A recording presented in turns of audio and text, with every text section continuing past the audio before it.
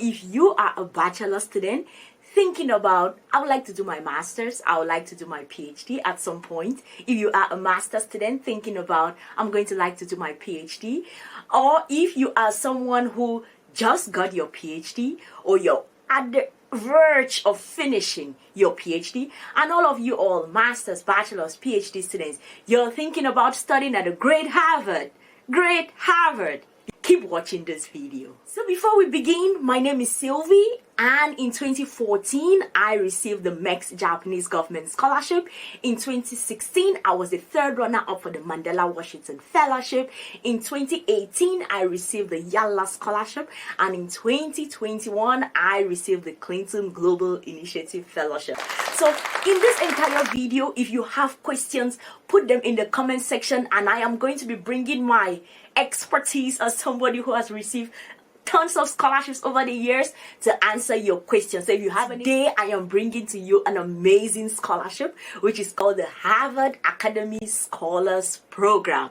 This is a fully funded postdoctoral scholarship for students who just had their PhDs or students who are at the verge of finishing their PhDs. And it's all fully funded. Y'all are going to get $70,000 to go study in the US and in residence program. So we are going to be talking about that scholarship today. So if you're new to the channel, please do well to hit that subscribe icon, turn the notifications on, because you guys, when we are talking about fully funded scholarships, I am going to be breaking it down to you all. So I promise you, you are going to get value for your time. So do well to hit that subscribe icon. And for those that are old, those that have been here, hey, it's good to see y'all back. Let me know in the comment section, where are y'all watching this from? I always like to know where y'all are watching from. Or if you just want to say hi, Sylvie, where have you been? It's been a minute. Well, if you look in the community tab of this channel, you're going to know why I've been gone for a bit. So say hi in the comment section. That is going to be nice. Bachelor students, this video is important for you. Master students, this video is important for you, especially if you're thinking about someday I'm going to like to get to Harvard to do my postdoc there. You definitely want to watch this video. Why do I say that? I say that because in the first part of this video, we are going to look through the website of the scholarship. Just looking through, first of all, where should you be at? It's extremely important that you are on the right website, right? That is extremely important. And then the second thing is that my theory after staying in the scholarship space for quite some time is that when we look through, if you want to get a good sense of who a scholarship provider is looking for, look through the details, the descriptions of the past scholars. So in the second part of this video, we are going to be looking through the CVs of the past scholars of this particular scholarship to get a feel of, if you're a bachelor student, what are the things you should be doing, targeting in a couple of years time. I want to go to Harvard. If you're a master student thinking about, in a couple of years, I want to go to Harvard, so what should you be doing today? And if you are a PhD student, you can still do these things, because this is a scholarship for those that are already about to finish or have finished already. So you can still do something in order to put yourself in a good position to be able to apply for this scholarship. So firstly, we'll look at the website. Secondly, we are going to look at the grantees. And to conclude the video, we are going to look at the frequently asked questions about this particular scholarship. I have a ton of them here, so we are going to be looking at it one after the other. So here we are at the Harvard Academy for International and Area Studies website. So when we scroll through, you see that this is the announcement for the scholarship. It's called the Harvard Scholars Program, and it's open to recent PhD recipients and doctoral candidates in the social sciences. That is important. This has to be social sciences students. I'm not going to go through the how to apply process. You all are smart enough. If you're thinking about applying for a scholarship to Harvard, you definitely know how to figure out the application procedure. But I just want to show you all the website just to keep you up to speed with, this is what you should be looking for. Of course, I'm going to put it in the description, yes, description box, not comment section. In the description box, I'm going to put the link to the scholarship. So we look through, you have the eligibility, the terms, how to apply. You can see it all there. You have to submit your CV, your research proposal, a writing sample, and then a copy of your PhD transcripts, as well as 3 recommendation letters. Those are the things that you need. And then there's a deadline, September 23rd, 2022. You have to do all of that before then. So now let us look through who are those that have gotten the scholarship. And if you are a master's student and you're thinking about, I would like to go to Harvard sometime, what are the things you should be doing right now? If you're a PhD student, what should you be doing right now? And if you are a bachelor student, this is giving you the blueprints on how to get to Harvard, okay? So definitely pay attention. So let's get right into it. The first CV that we are looking at, by the way, this is all public information, so this is not me infringing on anybody's privacy rights. I did not have to go through tons of channels in order to get this. Now when you go to the Harvard website and you start looking through detail, you're doing your digging into who are the scholars, you're going to see the CVs, okay? So I'm not infringing into anybody's privacy, or this is public information. The first one is Christopher Carter. So let's look at what are the things that are in the CV that we are like, this is probably why this person was taken. So as somebody who is hoping to go there, this is what I should be doing. So you have contact information, basic, research interest, basic. The only thing that you need to pay attention to is that they are focused on those that are studying things not related to the States and in social sciences. So you need to make sure of that. Hard sciences students, this is not for you. This is for social sciences. How nice is that? How nice is that? How many times do we just sit and we see tons of opportunities for social sciences students? It's always STEM. I'm not hating. I'm not hating. But how many times do we see opportunities for just social sciences? Especially at an Ivy League university like Harvard. So social sciences, all my social sciences friends, us, this is for us, okay? And by the way, I think at some point I'm going to be trying to apply for this scholarship. So we are all going to be competing, okay? Let's see who gets it. Let's see who gets in. All right. So you have the current position there at Harvard. I always try to bring those that are a bit recent, such that we can still get a sense of this is the thought process of the selection committee right now. So I try to bring those that are recent. You have their education. They went to California, Berkeley. That is where they did their PhD in social sciences. They went to Berkeley still for their masters, and then they went to Cambridge in the UK for their another masters. Yeah, an MPhil. And then at the University of North Carolina, Chapel Hill, they did their bachelor's. So this student studies in North Carolina, leaves, goes to the UK, does at Cambridge, does his master's, comes back to Berkeley, does another master's, and then does PhD at Berkeley. So I don't know the ranking of Chapel Hill University in North Carolina, but you get the sense where he leaves California, he leaves Chapel Hill in North Carolina, then he goes to Cambridge. Cambridge is a pretty high-class university, then goes to other high-class universities. So now we can begin to, if you are in your country, do you have to go to like the best university in order to get a shot at Harvard? I don't know. Let's keep looking. He has a book project. So if you can get into some books, writing, even if it's contributing just a chapter, that is going to help you. Publications. He has 1, 2, 3, 4, 5, 6, 7. 7 publications. Okay. Master students, you all can start writing get into writing committees, write different articles. That is going to help. And then selected working papers. He has 2 papers here. Grants, he's received tons of grants. 1, 2, 3, 4, 5, 6, 7, 8. 8 grants that he's received. Fellowships that he's received. 1, 2, 3, 4, 5, 6 he's received. Awards, he's received 1, 2, 3, 4, 5, 6, 7, 8 awards.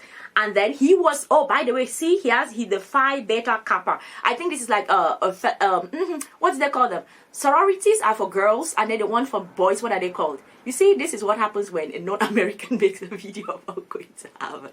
What? Huh? What is it? Huh? They have sororities, and then they have, I do not, the word doesn't come to mind. The word does not come to mind. Teaching experience, he has 1, 2, 3, 4, 5, 6, 7 teaching experience. That he's done various presentations, annual meetings, academic experiences. He speaks 1, 2, 3 languages, and then he has some programming things. So what we can learn from his CV is that, of course, academic experience, as you are there, that is important. And then please attend different presentations, attend sessions where you can do your presentation, or you can present on different issues. Please do that, because that is important. Do it and then pull it all into your CV, because it's going to add up.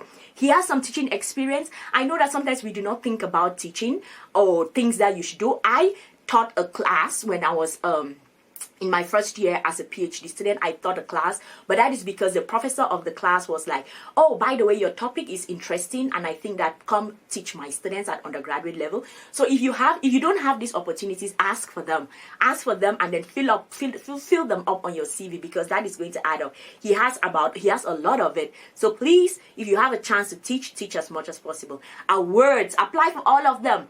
You definitely do not have to like even get them totally. You can just, even if you're in the runner-ups for it, I was in the runner-up for the Mandela Washington Fellowship. So you can even just apply just to get there, right? To have it on your CV, it counts. It really, really counts. Apply for them. Now let's go to the next CV. This person is Tanushi Goyal. Academic positions, 1, 2. Education, she went to Oxford. I've looked through their website, so I know that it's a lady. She went to Oxford. She went to University of Amsterdam. Then she went to Social Sciences, Maths of Arts School in Tartar? I don't know where this is. And then to GIIT, BTech, Computer Science, cum laude. So she has graduated with distinctions throughout her studies. Throughout, distinctions.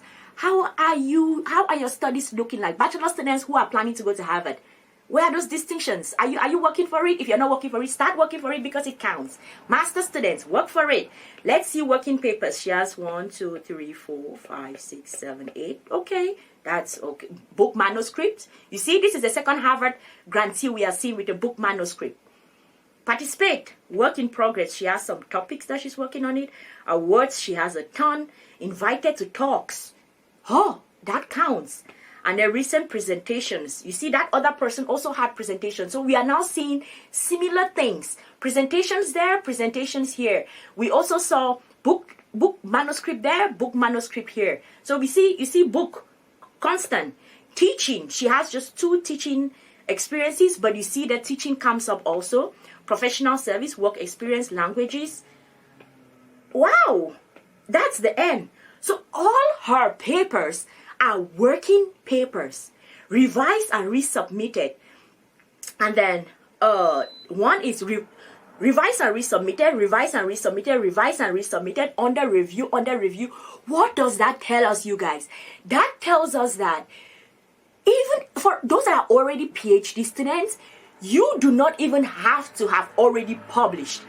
If you have just submitted here, submitted there, submitted here, mention all of those things in your CV. You see, she writes here under review, revised and submitted.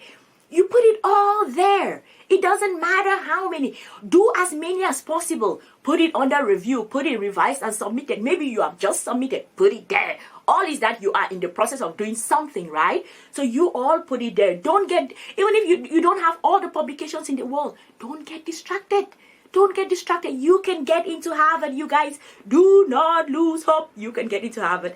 This is like this is like motivation for myself, because when I look through like my own number of publications, I'm like, I do not know. But you see, under review. So we can do this, you guys. We can do this, international community. We can do this. Let's get to the next person. Here we have Eduardo Montero. Went to University of Chicago. Went to Harvard. Okay. Current program. And then went to University of Michigan. Okay. Education, Harvard, Stanford.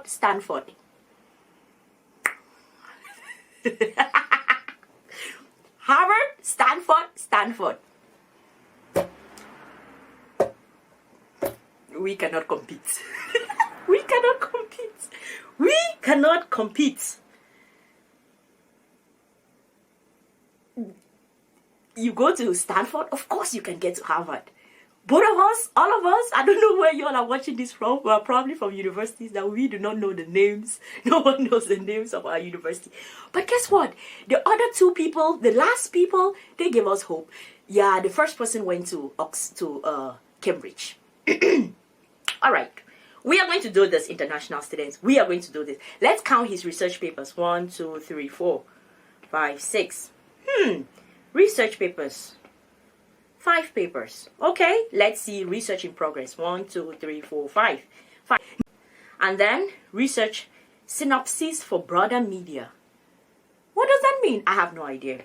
book chapters. You see book chapters, 2 book chapters. Books, you guys. Books are going to get us to Harvard. Let us write books. Let us contribute to books. They are going to get us to Harvard. Then honors, like different awards, and then professional activities, and then seminars, and then teaching. And that's all. I think that when you look at this CV, you're having an idea of, okay, this student went to like very prestigious universities, Stanford, and then Harvard. And then when you look at their papers, they've not done a lot of publications. They've received tons of awards. I have received awards. You all have also received awards. They've done book chapters, which probably both of us, all of us, we do not have. So maybe that is what made them stand apart. They've contributed. They have research in progress, which means they've not published it. It's still in progress. They are still doing it. And their research papers. Okay, 1, 2, 3, 4, 5, 6 papers. Let's see. What is the citation style? I don't know if they are. Some of them are working papers. I don't know if they are like the primary like people, the primary publishers, writers of the books.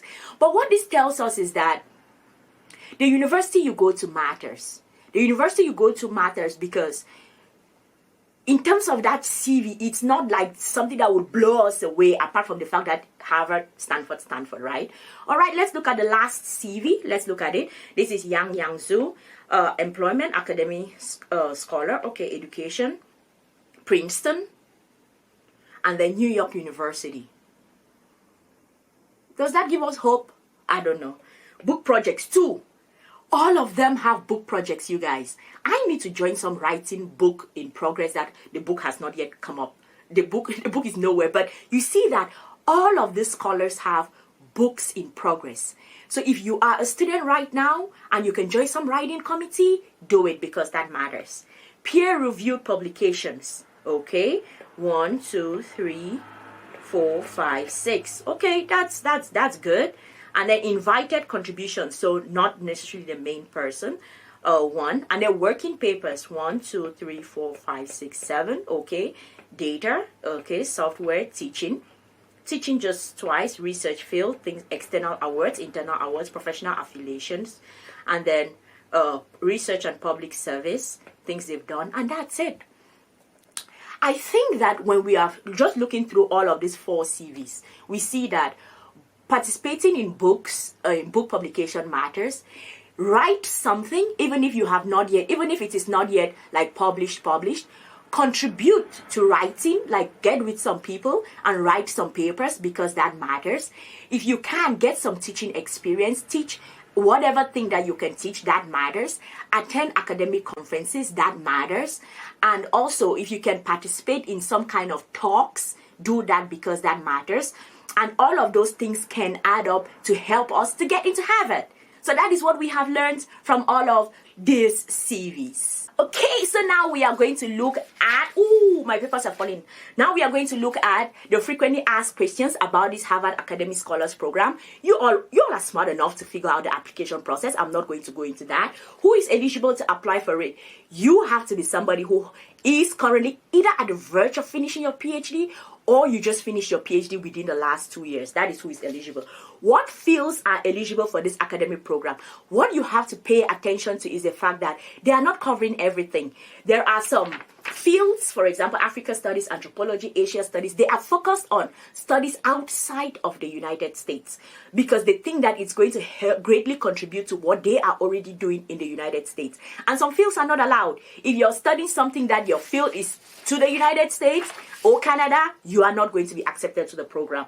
Then they have like archaeology, architecture, art history, business, classics, global health, linguistics, literature, management, medieval studies, musicology, philosophy, public administration, religion, Sanskrit and Indian studies, social work, urban studies. Those are not going to be allowed. And then what is the application process like?